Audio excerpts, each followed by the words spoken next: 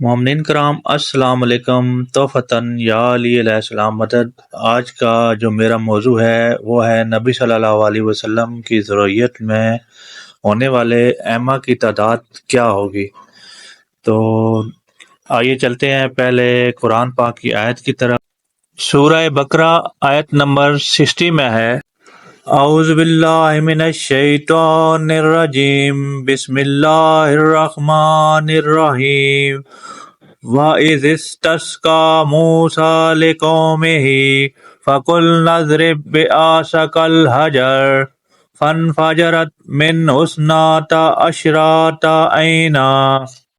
ترجمہ: جب حضرت موسیٰ علیہ السلام نے اپنی قوم کے لیے پانی کی دعا مانگی تھی تو ہم نے اس پر ان سے یہ کہا تھا کہ تم پتھر پر اپنا ایسا مارو، چنانچہ انہوں نے ایسا ہی کیا اور اس سے 12 چشمے پھوٹ نکلے۔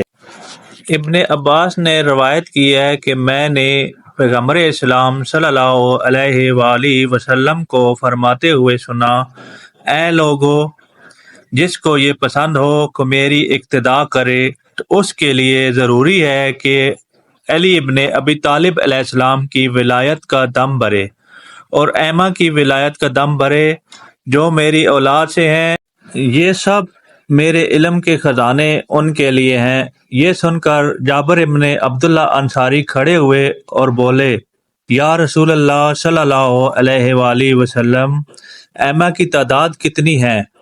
پیغمبر اسلام نے فرمایا، اے جابر، خدا تم پر اپنی رحمت نازل کرے، تمہارا یہ سوال تمام اسلام کے بارے میں ہے۔ یہاں تک حضرت صلی اللہ علیہ وآلہ وسلم نے فرمایا، اے جابر، میری ذریت میں ہونے والے ائمہ کی تعداد ان چشموں کی تعداد کے برابر ہے جو موسیٰ کے لیے جاری ہوئے تھے۔ جب انہوں نے پتھر پر اپنا ایسا مارا تو اس سے 12 چشمے پھوٹ نکلے۔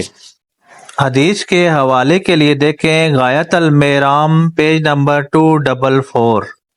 قرآن پاک کی اس آیت اور نبی پاک صلی اللہ علیہ وآلہ وسلم کی اس بیان کردہ حدیث سے یہ بات تو واضح ہو جاتی ہے کہ نبی صلی اللہ علیہ وآلہ وسلم کی ذریت میں ہونے والے ائمہ کی تعداد 12 ہے، یعنی کہ نہ اس سے کم اور نہ اس سے زیادہ، کل تعداد 12 ہے، اور جو کہ سب کے سب تمام کے تمام اولاد محمد صلی اللہ علیہ وسلم میں سے اور اولاد علی علیہ السلام سے ہوں گے۔ جزاک اللہ، شکریہ۔